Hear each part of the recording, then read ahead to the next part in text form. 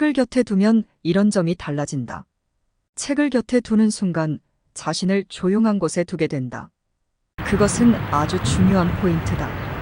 영화를 보거나 영상을 볼 때 주변이 시끄러우면 우리는 컨텐츠에 집중하기 위해 소리를 높인다. 다만 독서를 할 때는 소음을 피하여 더 조용한 곳을 찾게 된다.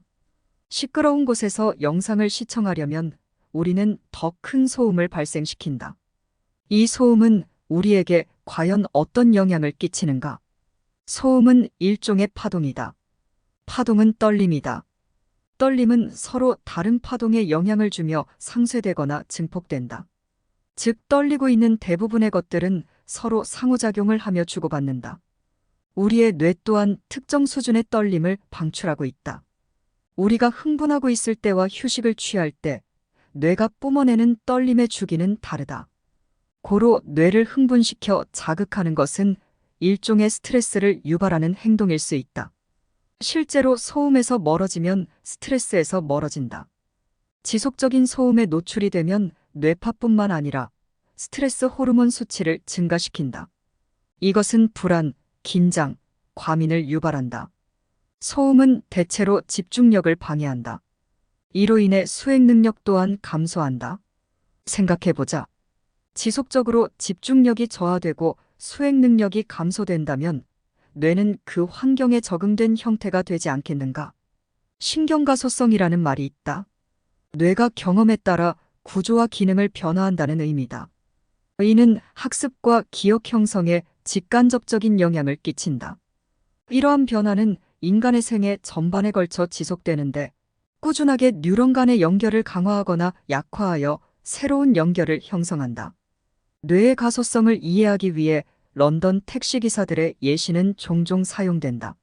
런던 택시기사들은 더 날러지라는 매우 까다로운 시험을 통과해야 한다. 이 시험은 런던의 수천 개의 거리와 주요 명소에 대한 지식을 요구한다.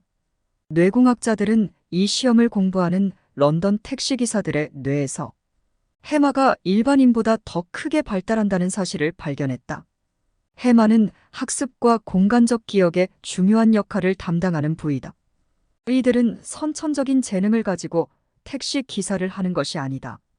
다만 직업적 기술을 습득하는 꽤 긴 과정에서 뇌가 특정 정신적 노력과 학습에 의해 변형되어진 것이다. 즉, 독서하는 환경에 노출된 이들의 경우에는 소음에서 자유로워질 가능성이 높다.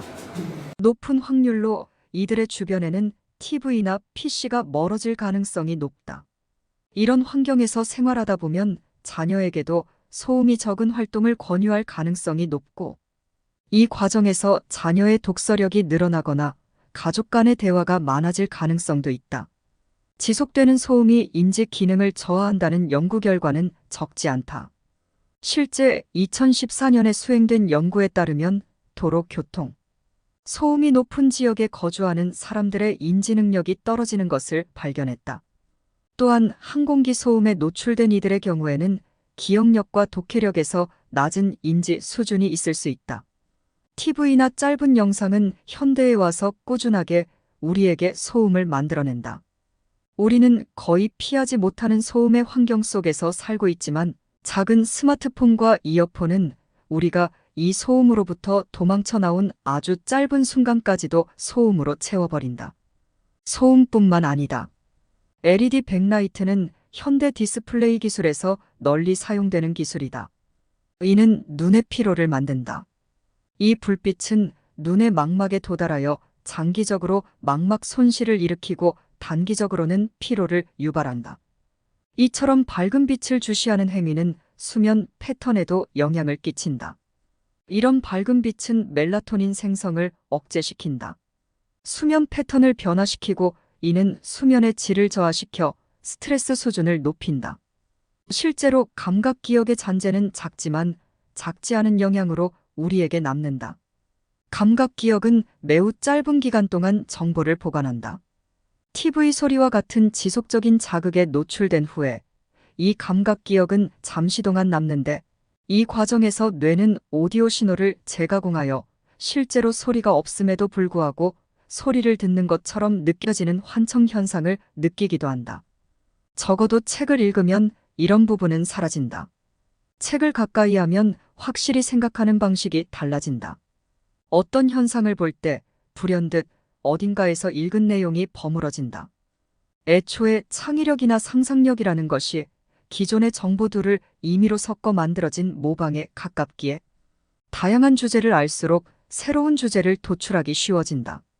또한 단순히 표면한 전달하는 미디어와는 다르게 소설의 경우에는 전지적 시점과 1인칭 시점으로의 서술 방식이 있기에 어떤 사람의 내면을 이해하는데 더욱 도움을 준다. 사실 이뿐만 아니라 다양한 장점이 있다. 다만 개 중 가장 눈에 띄는 장점이란 스스로가 느껴지는 자부심과 타인이 바라보는 시선에 대한 부분도 있다. 책을 읽는다는 것은 어찌됐건 다수의 성인이 하고자 하면서 실패하는 일 중 하나다. 그것을 해낸다는 것에서 스스로에 대한 자부심이 일어난다. 또한 많은 작가들과 소통한다는 생각, 그 밖에 대단한 다른 독자들과 같은 삶을 공유한다는 사실로 자부심이 느껴진다. 같은 맥락으로 다른 취미보다 꽤 타인에게 존중받는다. 단순히 앉아서 책을 읽는 취미를 가졌다는 이유만으로 누군가에게는 열심히 산다거나 자기 개발에 열중한 사람으로 비춰진다. 비록 그것이 진실은 아닐지라도 말이다.